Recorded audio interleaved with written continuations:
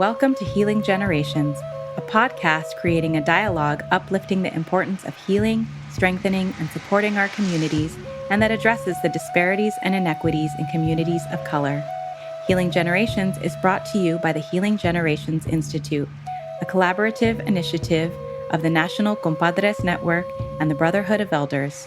Be sure to subscribe to stay up to date on our new releases. Hello, and welcome to the youth portion of the Healing Generations podcast. My name is Alejandro Berensosuna, and this is officially our last podcast of the year, and I'm so excited to say that. This podcast, we will be reminiscing on some of our favorite memories, some of our favorite questions, and just doing a little back and forth between me and Ariel. I'm very excited, as always, to be doing this podcast with my amazing co-host, Ariel Jimenez, and I will be passing the palabra off to him. Thank you, AB, and good morning, good afternoon, buenas noches to all those listening to us. I'm excited for today's podcast. We're going to be free-flowing, just, literally thinking about all of the amazing people that we've had on the show with us. So I know throughout each conversation, it took a spirit of their own, and different people shared different teachings and experiences, and I'm excited to look back and see which ones maybe resonated with us a little bit more, which ones did we take home with us and maybe implement into our own life. So I'm excited. So let's get it rolling, AB. So we do have a list of every podcast that we have done this year with 9 amazing youth, us included, because we're amazing as well. And I don't know. I feel like we could just kind of go through and bring up some of our favorite memories. Like, I know one of my favorite memories has to be Kane's podcast and all of its entirety. That was the first live podcast we did, and it was kind of really basing it off of the flow of the conversation. It was the first time we couldn't text each other during a podcast and be like, okay, do you want to fit this question in here or this question in there? I don't know. It's just a whole experience in itself. I agree. I think the in-person one was a little bit more challenging, but I think it also allowed it to be more organic. Like, it was just natural. We had no script. We had no really things where we could kind of reset. We just went. So I think that one was really organic for us. And then also when you're in person is different than virtual, right? I think the last 3 years, because of the pandemic and because of other things, we haven't been able to be in the same space as one another. So I think that coming back out of the pandemic really took it to a different level. So even thinking about that one, what do you think was the highlight of even that conversation? I think being able to interview someone who is just so comfortable in all of his identities. He often said he had many lenses like a camera, whether it was him being trans, him being queer, him being in the military, him being a photographer, a person in the community. He was just very upfront about all of it. And it was never like something to be ashamed of. And then he did go into the stories where he did feel ashamed of himself. So it's like he showed like what social media expects, and then also like the reality of everything that he was going through as well. So I think, I don't know, I love Kane as a person. So I feel like his whole podcast to me was amazing. Yeah, I mean, like the thing that even like looking back at it now, him being so comfortable allowed me to be comfortable. And normally I'm the one putting people in the hot seat, right? Asking the questions and kind of getting them to share. And I think in that one, it was so even that I think we were able to even answer some questions. And like, I share stories about my dad that I don't think I've ever shared out public. Even to the point that some of my own cousins that listen to the podcast were like, dude, I didn't know your dad identified in that way. And I didn't know your dad struggled with that. And it's just like, I almost forgot we were recording, and it just felt like we were just in a conversation amongst friends with no eyes on us. And I think that allowed it to just be so natural. Yeah, definitely. After we got over recording the intro, it was very organic. But I do want to say there is a blooper reel of us just recording the intro over and over again, like at least 5 times, because Ariel wanted to read like a whole paragraph of, now close your eyes and meditate and take a deep breath for me. So I feel like once we got over that little hump, the podcast was amazing. But speaking of podcast guests asking us questions, I think Angel definitely threw us for a loop in the ending of his podcast, where he was like, well, I have a question for you guys. Like, what's your hopes and dreams? And I was like, whoa, that's not how this works. So I want to ask, like, how was that for you? I think, initially I was cut off guard to the point of like, I don't even remember what I said to answer the question. Yeah. And I remember it wasn't until I reheard the episode that I was like, whoa, that's what I said. So like it flipped the script on us. I was not ready for it. But I think also sometimes when you are ready for the questions and you know what's coming next, you get so stuck in your head. And I think because it came off the cuff, I was able to answer from my heart. And I think even one of the things that I said, like, I want to love all of me, like even the things that I wish were different. And that's not normally something I would say, right? I would try to say something more along the lines of, I am my ancestors' dreams. And, things that I've heard in the past that really resonated with me that I believe in. But I don't think I would have said what I did say because I just wasn't ready for it. And I think that's when the real answers come out. I definitely remember you saying all of that, and then afterwards me going up to you and be like, you definitely knew he was going to ask us that beforehand.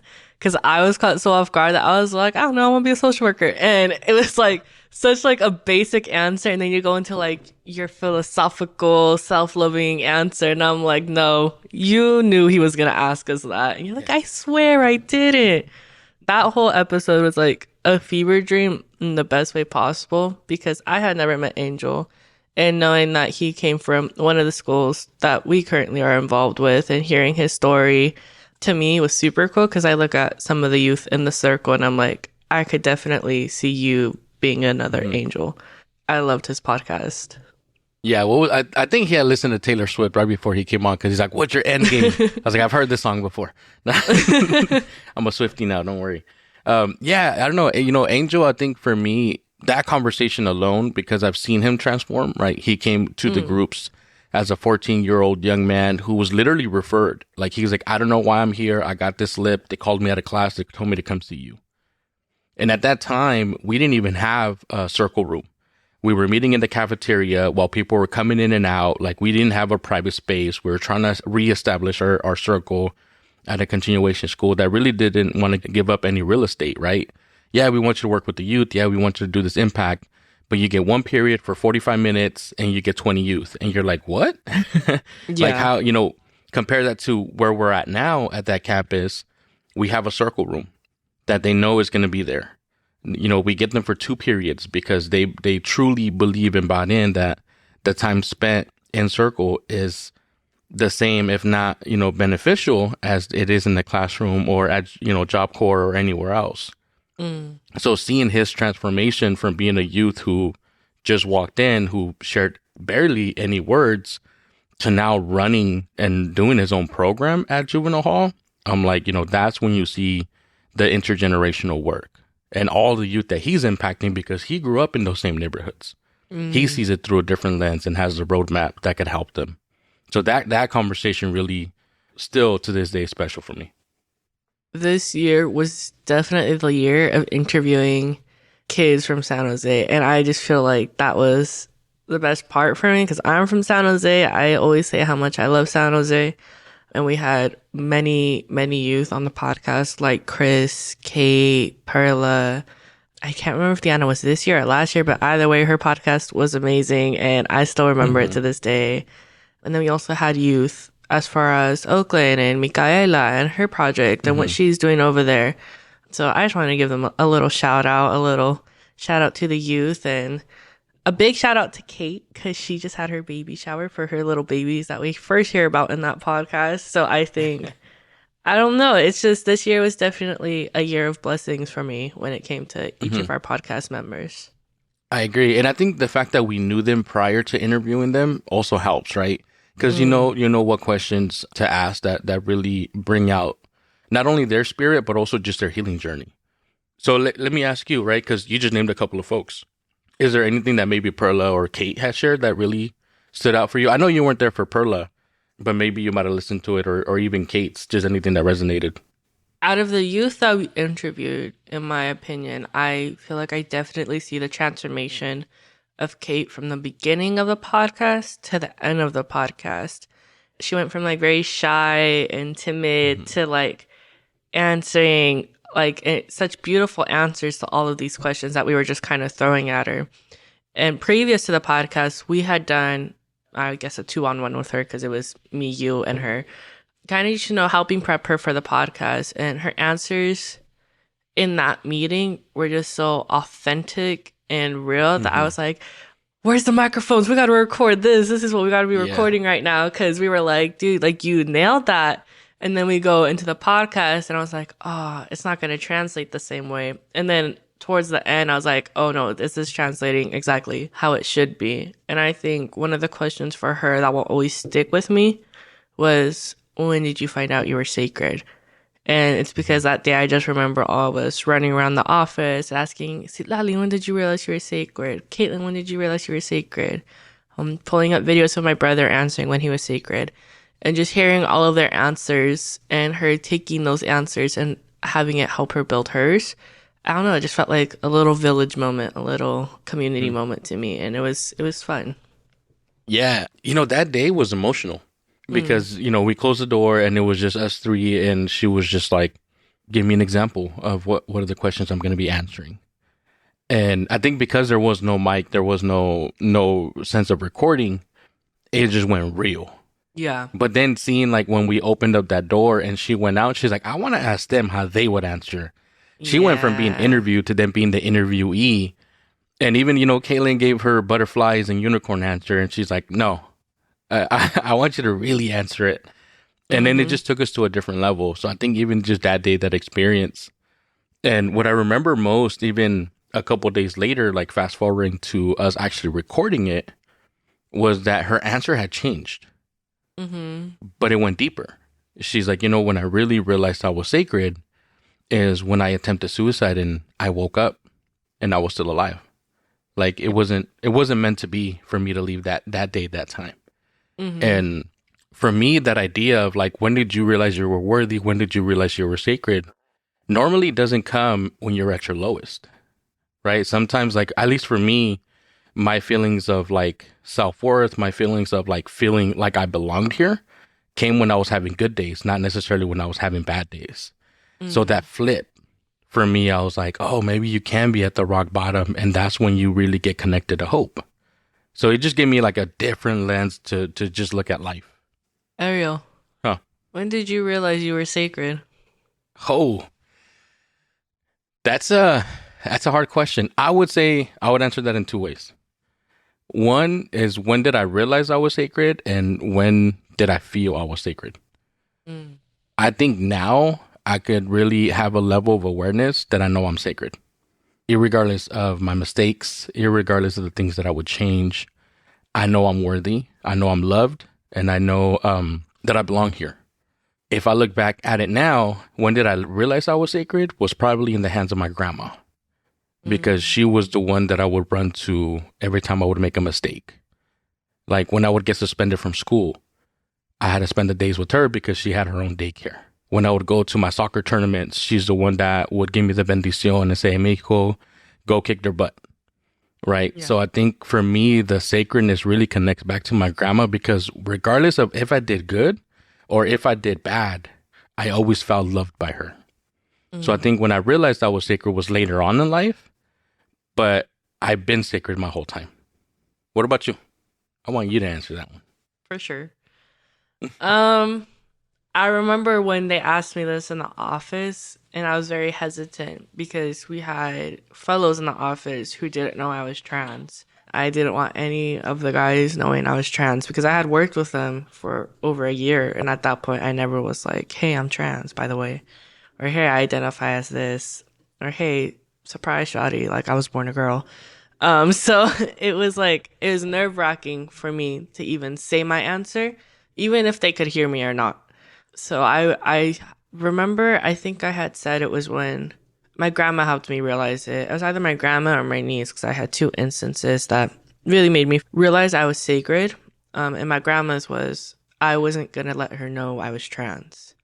I was going to let her pass away with the image of her granddaughter, who's a badass feminist who, walked in all the marches and fought for women's rights and this and that.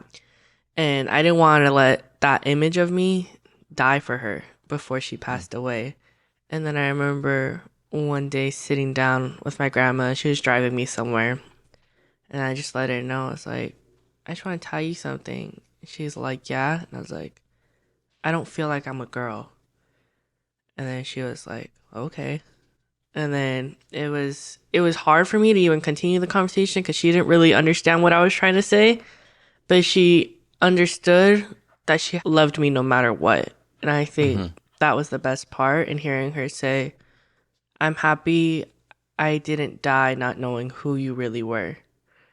And I think for me, that was the moment that I realized, like, oh, maybe all my loved ones feel this way. And maybe I shouldn't feel like I have to hide who I am to live in a world, you know? So that was definitely a moment for me where I was like, oh, yeah, I'm pretty darn sacred. So I think that was like the biggest one for me. I agree. You are pretty darn sacred. Imagine if everybody had a story like that of, you know, the things that bring us anxiety of like, what are they going to think if I unveil this part of me? If I let them know this is who I truly am? And then what if everybody gets received in that way? Like, how much better of a world will we have if we all had grandmas like that? Yep. Thank you for that. Because I'm thinking of just like, what are all the different moments that we've had like that with all the different guests that we've had, right? Because we get the privilege of being in space with some of these folks on the daily, sometimes on the weekly, sometimes they're coming back from past circles, sometimes men's retreats, right? So it's like, and we get to experience people showing their authentic self all the time. So that to me is a privilege. So thinking about like who we had this year, I'm just trying to think of all the different things that they've shared with us. Like, what's one story that stands out to you from our guests? I think one of the guests that I personally could really relate to was Micaela. And we have very similar stories in the sense of, I mean, the title is literally Born in the Movement. And we were both born into this work. And a lot of people think that means that we have like a pedestal and that we're just going to go from being this to, you know, being the new face of the movement because of who our dads are. And that we didn't put any work in the middle ourselves to get to where we are. And I think, I mean, that's something I've even faced in our own office of people being like, well, you know, you got that position because your dad's Mario. And I'm like, no, I didn't. I've been doing this since I was 12. I barely got started getting paid like 2 years ago. Like, leave me alone. Like, I've been putting in the work. But just hearing her talk about how it's even a struggle she deals with today, no matter how much work she puts into it. But the fact that she had to realize, like, it doesn't matter. Like, her name's still getting out there. The movement's still happening. The work's still being done. Like, it doesn't matter what people are saying as long as she knows, like, what's true to herself. And I feel like for me, that was a really big eye-opener. Stop feeling like I have to over-explain myself or, like, bring out my resume every time someone, like, says something about me, and just kind of be like, no, I know what I did to get to where I am. Like, I don't need to prove myself to anyone. So her whole podcast was just so empowering, and hearing how she's a mom and everything she had to say, I feel like I definitely could connect to in the sense of our childhoods. Yeah. When I like think of Micaela's podcast, it's like, she is the definition of unapologetically. Like, she's like, this is who I am, and I'm going to work in my community because I love my community, so much so that I'm no longer going to be George's daughter. Like, they're going to come up to him and be like, oh, you're Micaela's dad. Like, when she said that, I was like, okay, I could see that. Because I know at some point, like, AB, you put in mad work, you know, in the circles, in the graduations, in the podcast, and everything. Then I'm pretty sure Mario's going to be like, oh, yeah, you're AB's dad. Like, the roles are going to switch and they're going to flip because you're developing that reputation for yourself, right? So I can see that coming. But yeah, just like her whole like spirit, her whole demeanor is just unapologetically, and this is who I am. This is how I was raised. You're going to see like my political side and my advocacy, but you're also going to see my gentle side of like nurturing and being a mom, and also the balance of both. So I think we're allowed to have multiple roles. We're allowed to have multiple hats, and we're allowed to be like 100% of everything that we are. So yeah, that was just like refreshing. No, I definitely agree that Micaela's podcast was a unique experience. I feel like compared to all the other ones, just because, I mean, she had so much to share, and I feel like we could do part 2, 3, 4 just for her podcast alone. And there's so many moments that I would want to like raise up from her podcast, but I want to ask, is there any specific moments or sayings from any of the guests that you want to highlight? Yeah, I mean, I think there's many, many, many, many. But I think like one of the things that resonated with me the most is just the theme of mental health, and specifically men and mental health. I think, one of the first people that kind of spoke about it was Christian, that's saying, us as men, there's this expectation that we have to suck it up. There's an expectation that we can't talk about what we're struggling. And, for that reason, a lot of us struggle in silence. And for that reason, a lot of us are not here no more. So I think, in these conversations, he was probably the first one that brought it up. And then it led to other conversations, like Martin talking about, suicidal ideation. That's saying, one of the hardest things that he had to experience was losing his mom. And how when that happened, he lost all hope.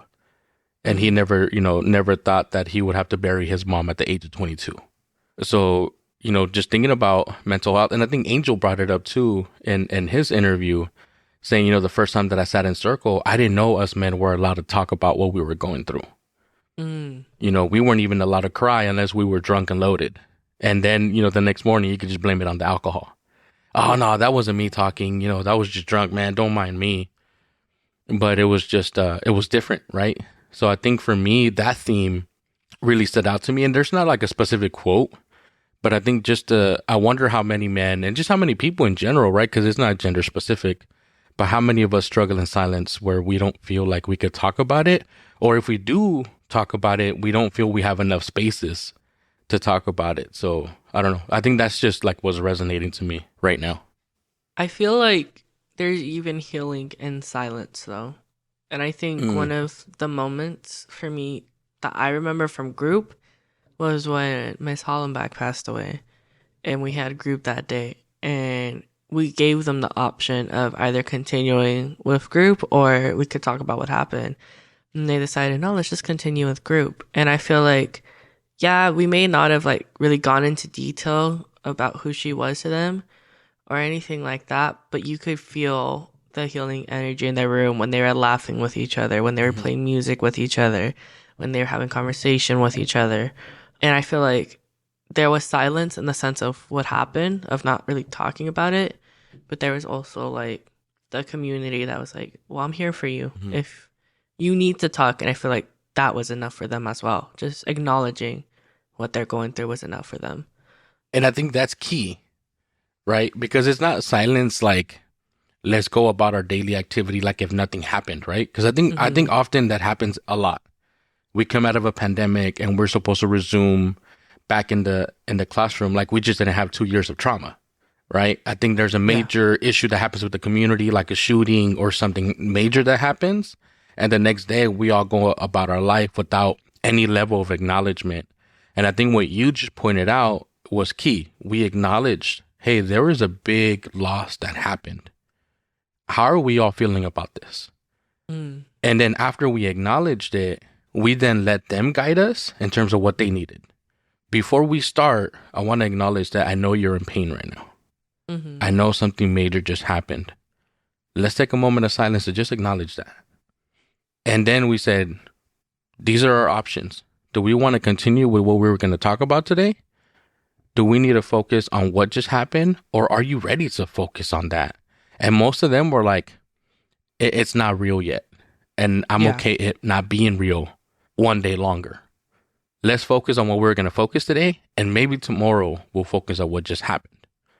And I think giving them that option of what they need for that moment, but to acknowledging what just happened is key. Because I think back at how I grew up and things will happen at night that in the morning, we're going to pretend like none of that happened. And we're going to give each other a kiss on the cheek. We're going to have breakfast and let's go with our daily routine. And I think sometimes that like sets you up for later in life. You're in relationships and you wonder why you can't even bring things up. Yeah. Right. So I think that to me was like a healthy way of like, let's connect. And a lot of these mental health mental health answers of men's mental health, women's mental health in all of its entirety came from one specific question that I ask every single podcast, that if Ariel doesn't get me a shirt that says it on Christmas, I'm going to be very disappointed. And so I'm going to ask you the question, because I feel like there's been a lot of answers and all the answers have been right answers. But I want to ask you, if you had a microphone that everyone in the world could hear what you are saying right now, what is one issue you would like to uplift? First of all, I just want to say that you beat me to asking you that question, because I was just about to ask that. You know what? I think for me is the dehumanization of people. Because I think because of this false sense of hierarchy, we feel that some people don't deserve to live. You know, Palestine is a perfect example of that right now. There's a whole genocide happening right now, and we don't understand why the U.S. is not doing enough, but we're forgetting that the U.S. has a history of genocide on their own. So, like, when you think of the dehumanization of people, it's like you don't see their sacredness. You don't see their worthiness. You see them as getting in the way of what you need. I want that property, so I'm going to wipe them out. Right? Dehumanization in my life came in terms of immigration. People are talking about policy change, and we got to vote, and we got to protest, and we got to do all this stuff. And when it comes time to vote for that next president, I still don't get a vote. Even though you look at me, and I came here when I was 5 years old. I've been here 28 years now. Right? I went to high school, got my college degree.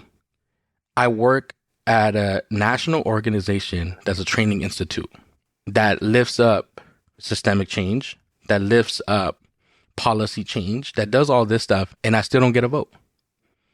Right? So when you look at like dehumanization of all people, the transatlantic slave trade and the trauma that came to that, people felt that they could own other people because they were better. When you look at the Holocaust, they felt that certain traits made you more superior than other people. And that's how dehumanization happened, right? So I think when you don't recognize the sacredness of another person, of your counterpart, then you could, in your mind, justify all of the things that you do to them. So I think if I had a mic and could spread that around the world, I think it would end a lot of issues. So that's me. Now I got to ask you that same question, because I've been waiting for 2 years to ask you this question. So if you had a mic and a microphone and you had a shirt that said it because someone amazing got it for you, yes, what would your answer be? Well, I don't have the shirt yet, so I can't speak on that. But whatever, I've been asking for it for 2 years too, so I've had a lot of birthdays since then, Ariel. I always ask it because I never feel ready to answer it. I feel like there's so many things I would want to speak on. Even has to do with the dehumanization of trans people. I mean, they're playing their own little war right now in Florida. Even in California, there was a whole county district that teachers were being forced to out students to their parents. The suicide rates in trans youth is so high. Even attempting suicide is even higher. I know all my trans friends have attempted in their life, and it's because they didn't feel sacred or someone made them not feel sacred. And it's something I could relate to, where your own brain convinces you you're a monster and how are you going to live like that? And then going to, feeling isolated in life and dealing with your own mental health while trying to worry about everyone else's too. So mental health is definitely a big one that I would want to touch base on, in the sense of talking about what healthy coping mechanisms are versus unhealthy, and how even sometimes people gotta not judge if they're dealing with their stuff with unhealthy coping mechanisms. Like, oh my God, the amount of times my parents have been like, you're ordering food today? Yeah, I'm ordering food today. It's either this or I'm gonna end my life. So it's like, this is my little treat to me for saying congrats for making it to the end of the day. And I think if the world were just a place where love is the biggest thing on our minds, it would be such a better world. And I feel like what I would always want to say, because it's something that used constantly against me, is the Bible. Is my grandpa always told me growing up, if people lived life the way the Bible says, the world would be a beautiful place. instead of trying to weaponize it. So I think people lived life with all the love and self-love in their heart that they preach on the internet, then the world would be a beautiful place. I think that's just what I would want to uplift. 100%. World peace. I'm just playing. To an extent, yeah. I think if people function from a level of love, it would definitely be a better place. Because like I don't need to understand your struggle in order to love on you. And I think that's one of the hardest things. Like I learned that from Mario. Mario says that in our trainings all the time. Like if your child came out, you don't need to understand them in order to love them, and just remind them of that every day as much as you can. You could try to understand, you could try to ask questions, you could, but you're never going to understand that reality 100% unless you've been in those shoes. But you could still be loving. You could still provide a hug. You could still provide words of affirmations, words of support. You could still walk with someone in their journey, even if you don't understand their journey.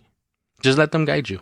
Yeah, I mean, I definitely agree. And I feel like some of our long-term youth who probably have guessed it that I am a transgender male, I mean, I don't feel like anyone loves on me more than those youth do.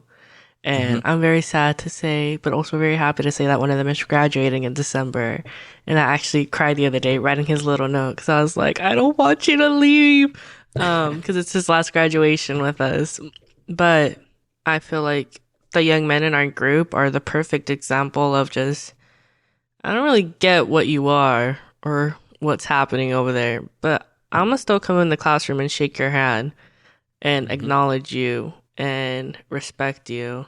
I may not be like okay with what's happening or really understand what's happening right here, but you're cool with me. And I feel like to me, that's unconditional love in its best form, even if they don't realize they love me. But I love them, so that's all that matters.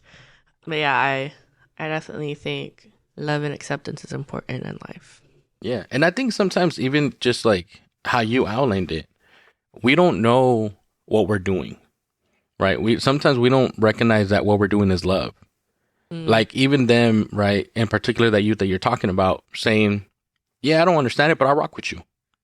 That alone is love. That is welcoming. That is the ancestral teachings. And sometimes we don't understand that what we're doing is that. And I mean, that just brings us back even to all the conversations that we had. Like people didn't realize that what they were doing is healing, because a lot of our conversations are surrounded around healing. Yeah. And it's like, what's healing to you? And they would struggle at defining it, but then give beautiful examples of how they've been healing even now or years past. Right? So just thinking about all those healing journeys, which one stands out to you? Like thinking about Perla, thinking about Martin, Angel, Kane, all these amazing guests that we've had, Evelyn. Which conversation around healing opened up your eyes a little bit more? Probably Kate's.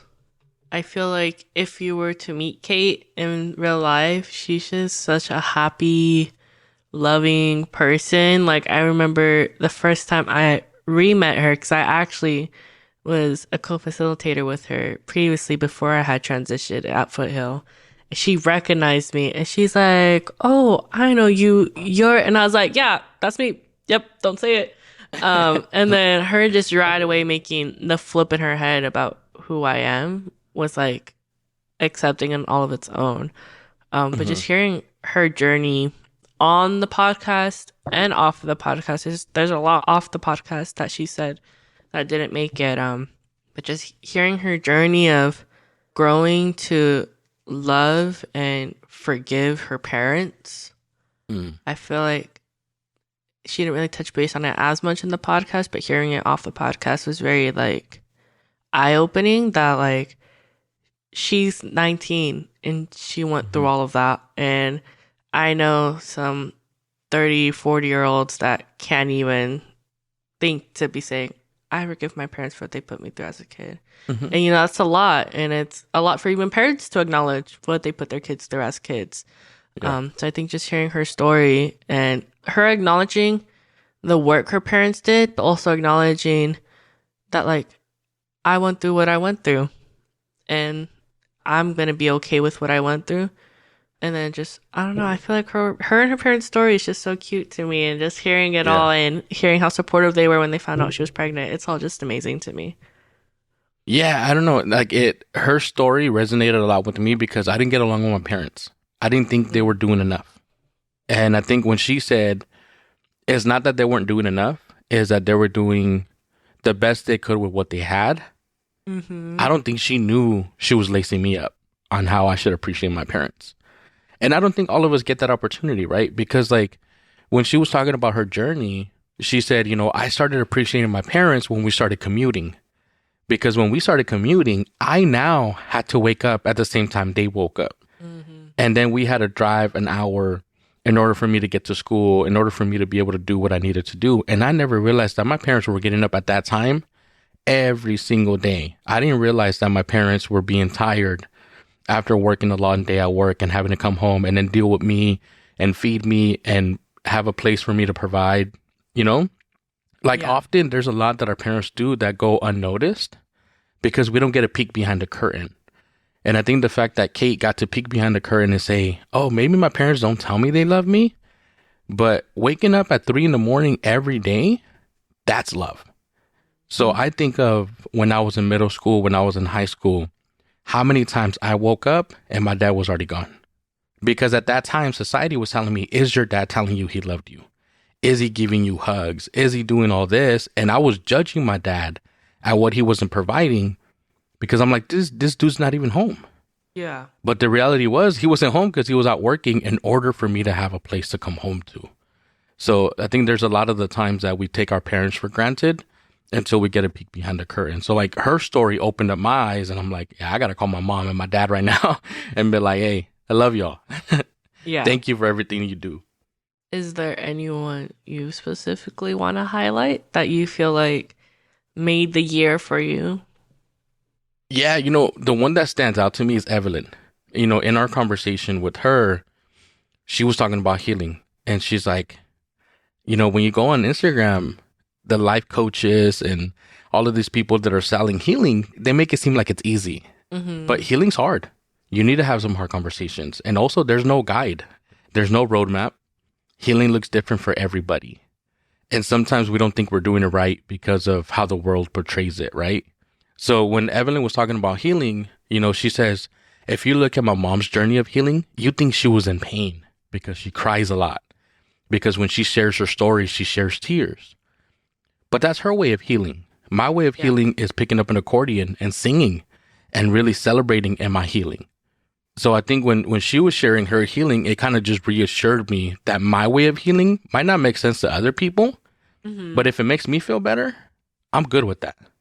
So just like her story of music and saying, when I hear a song and they're able to describe my reality better and put words to my experiences, I play that song for a week at a time, maybe a month at a time, and that becomes part of my playlist. So sometimes we forget that there's healings in a lot of different ways and different people need it at different times. Some people need a uppity version of healing of like high energy, of a lot of smiles and laughter. And other people just need to release and just cry. And every single version of healing, it's 100% valid. So when she said that, it just made me feel more comfortable in my version of healing for me. When I think about Evelyn's conversation, that really what brings me back to healing. It just everybody had a good example of what healing meant to them. So I encourage all our listeners, go back, take a listen to some of them. Take a listen to what Angel said about healing, what Perla said about healing, Martin said about healing, and see which one connects to you the most. But AB, just looking into next year, right? Because I think sometimes we forget that these moments of transition is not necessarily one thing coming to an end and another one beginning.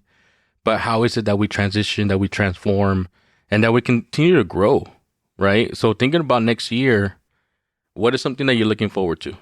Whether it's about the work, whether it's about your community, your family, or you personally, what is one thing you could leave us with? One thing I'm looking forward to, wait, with the podcast or in real life? Anything. Okay. One thing you're looking forward to could be community, could be family, could be personal, could be work, it could be podcast. What you looking forward to?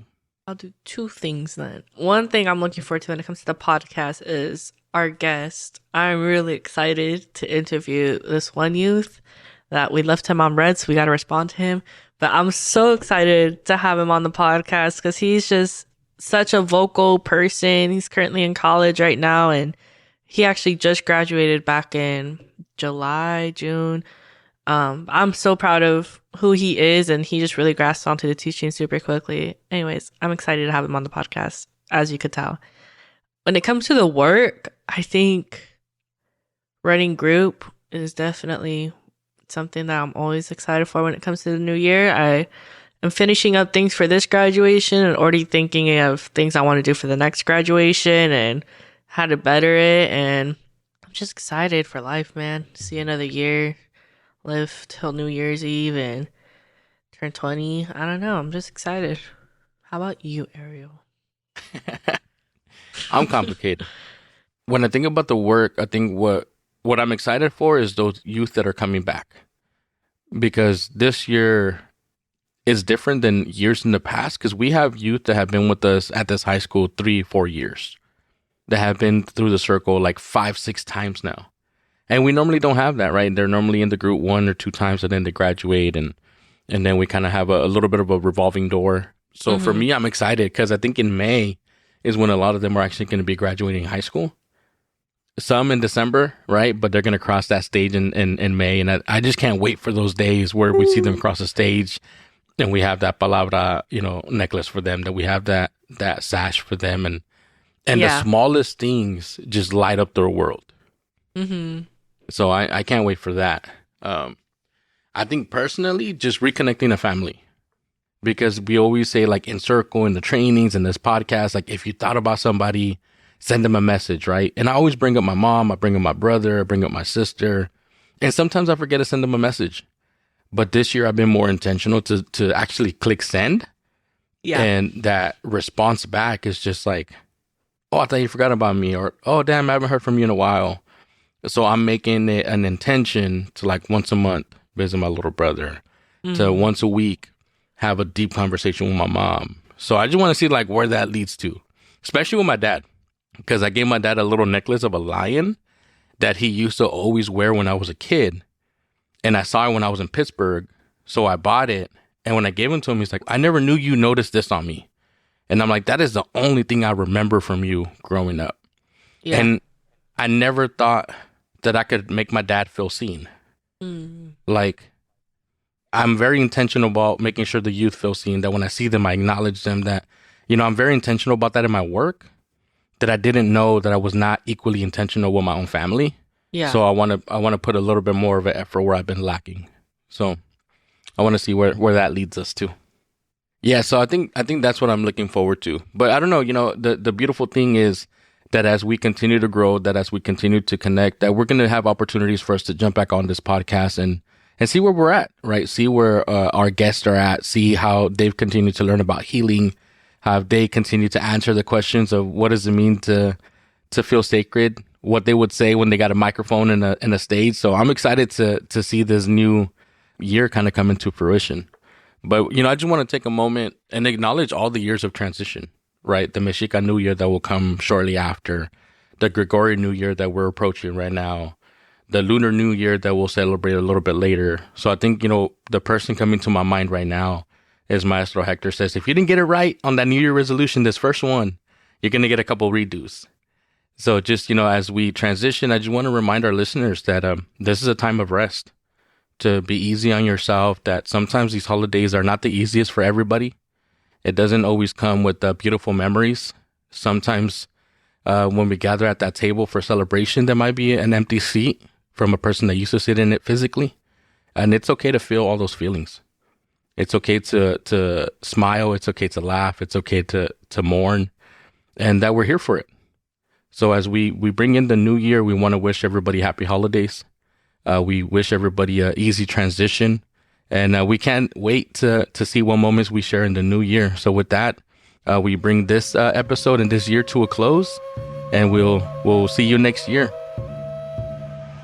For more information about Healing Generations and the Healing Generations Institute, visit nationalcompadresnetwork.org and be sure to subscribe to stay up to date with our new releases.